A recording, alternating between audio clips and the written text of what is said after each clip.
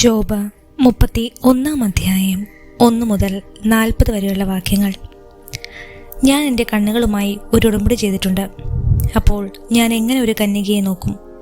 ഉന്നതനായ ദൈവത്തിൽ നിന്ന് എൻ്റെ ഓഹരിയും സർവശക്തിയിൽ നിന്നുള്ള എൻ്റെ അവകാശവും എന്തായിരിക്കും? നീതികെട്ടവന് അപകടവും അക്രമം പ്രവർത്തിക്കുന്നവന് വിനാശവും സംഭവിക്കുകയില്ലേ? അവിടുന്ന് എൻ്റെ മാർഗങ്ങൾ നിരീക്ഷിക്കുകയും എൻ്റെ കാലടികൾ എണ്ണുകയും ചെയ്യുന്നില്ലേ? ഞാൻ കപടതയുടെ കൂടെ സഞ്ചരിക്കുകയും എൻ്റെ പാദങ്ങൾ വഞ്ചന പ്രവർത്തിക്കാൻ വെമ്പൽ കൊള്ളുകയും ചെയ്തിട്ടുണ്ടെങ്കിൽ, ദൈവം എൻ്റെ നിഷ്കളങ്കത അറിയേണ്ടതിന് എന്നെ കപടമില്ലാത്ത ത്രാസിൽ തൂക്കി നോക്കട്ടെ.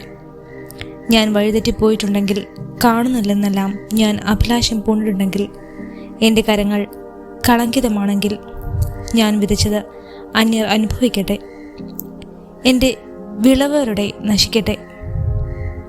എൻ്റെ ഹൃദയം സ്ത്രീയാൽ വശീകൃതമായിട്ടുണ്ടെങ്കിൽ, ഞാൻ കൂട്ടുകാരൻ്റെ വാതിൽക്കൽ പതിയിരുന്നിട്ടുണ്ടെങ്കിൽ, എൻ്റെ ഭാര്യ അന്യനു വേണ്ടി ധാന്യം പൊടിക്കട്ടെ, അന്യർ അവളുമായി ശയിക്കട്ടെ.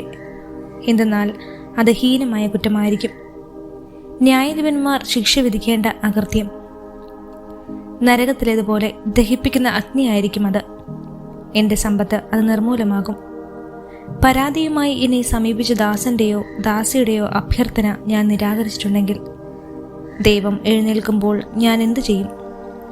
അവിടുന്ന് അന്വേഷണം നടത്തുമ്പോൾ ഞാൻ എന്ത് മറുപടി പറയും? അമ്മയുടെ ഉദരത്തിൽ എന്നെ ഉരുവാക്കിയവൻ തന്നെയല്ലേ അവനെയും സൃഷ്ടിച്ചത്? അമ്മയുടെ ഉദരത്തിൽ ഞങ്ങൾക്ക് 2 പേർക്കും രൂപം നൽകിയത് ഒരുവൻ തന്നെയല്ലേ?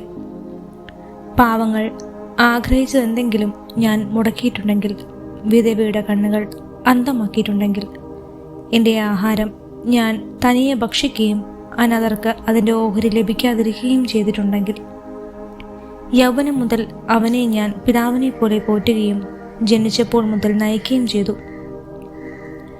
വസ്ത്രമില്ലാതെയോ പുതുപ്പില്ലാതെയോ ആരെങ്കിലും നശിക്കുന്നത് ഞാൻ കണ്ടിട്ടുണ്ടെങ്കിൽ, അവൻ്റെ അനുഗ്രഹം എനിക്ക് ലഭിച്ചിട്ടില്ലെങ്കിൽ, എൻ്റെ ആടുകളുടെ രോമം അവന് ചൂട് പകർന്നില്ലെങ്കിൽ, വാതിൽക്കൽ സഹായിക്കാൻ ആളുണ്ടെന്ന് കണ്ടിട്ട് അനാഥർക്കെതിരെ ഞാൻ കൈ ഉയർത്തിയിട്ടുണ്ടെങ്കിൽ, എൻ്റെ തോളിൽ നിന്ന് തോൾപ്പലക വിട്ടു പോകട്ടെ, എൻ്റെ കരം അതിൻ്റെ കുഴിയിൽ നിന്ന് വേർപെട്ടു പോകട്ടെ.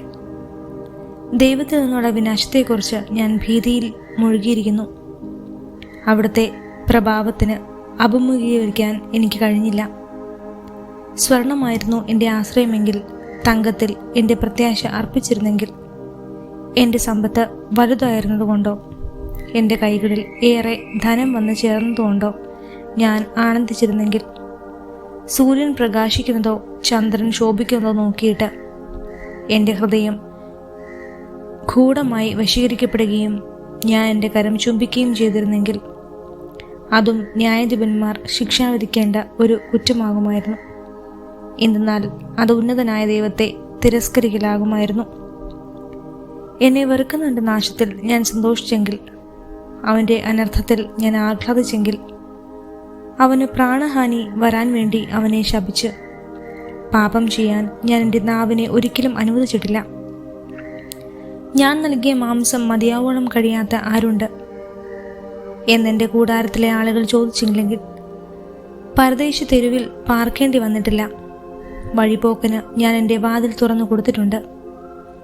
എൻ്റെ അകൃത്യങ്ങളെ ഹൃദയത്തിൽ ഒളിപ്പിച്ച് എൻ്റെ അതിക്രമങ്ങളെ മനുഷ്യരുടെ മുമ്പിൽ നിന്ന് ഞാൻ മറച്ചു വെച്ചെങ്കിൽ, ആൾക്കൂട്ടത്തെ ഭയപ്പെടുകയും മറ്റു കുടുംബങ്ങളുടെ ദ്വേഷത്തിൽ ഭീതി തോന്നിക്കുകയും ചെയ്ത് ഞാൻ മൗനം അവലംബിക്കുകയും വാതിലിന് വെളിയിൽ ഇറങ്ങാതിരിക്കുകയും ചെയ്തെങ്കിൽ, എന്നെ ശ്രവിക്കാൻ ആരെങ്കിലും ഉണ്ടായിരുന്നെങ്കിൽ, ഇതാ എൻ്റെ കയ്യൊപ്പ്.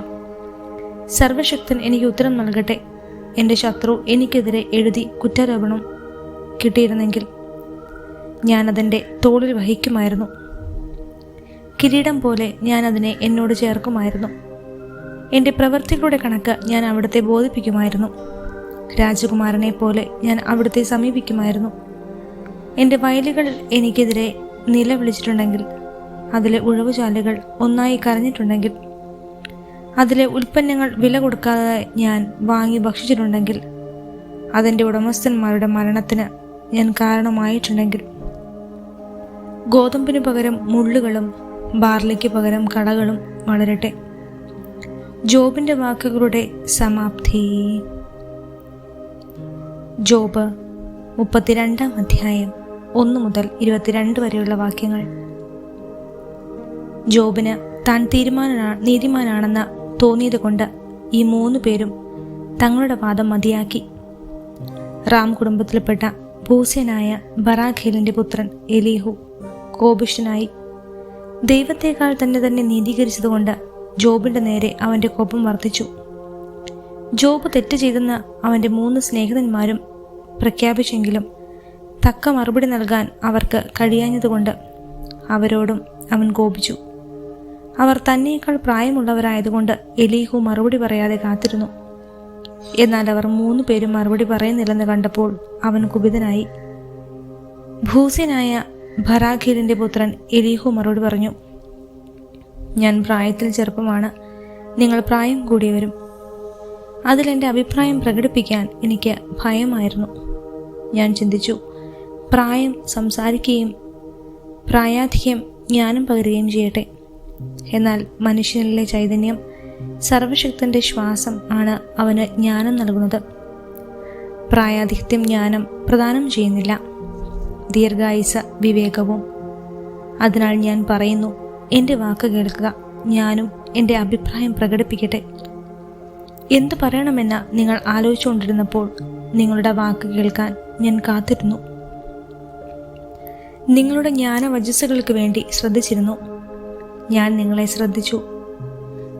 ജോബിനെ ഖണ്ഡിക്കാൻ ആരുമുണ്ടായിരുന്നില്ല.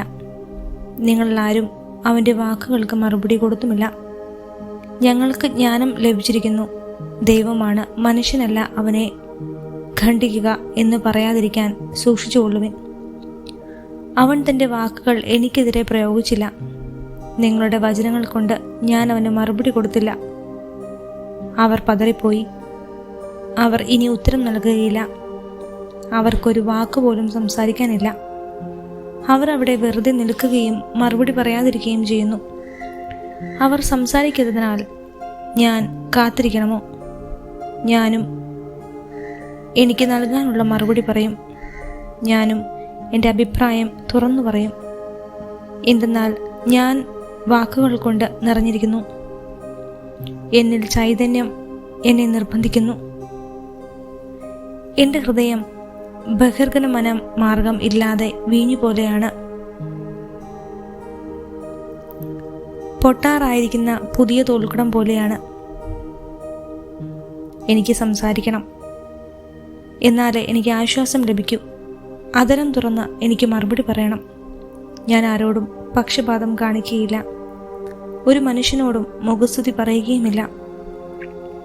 മുഖസ്തുതി പറയാൻ എനിക്ക് അറിഞ്ഞുകൂടാ. പറഞ്ഞാൽ എൻ്റെ സൃഷ്ടാവ് എന്നെ വേഗം നശിപ്പിക്കും. എലീഹു ജോബിനെ കുറ്റപ്പെടുത്തുന്നു.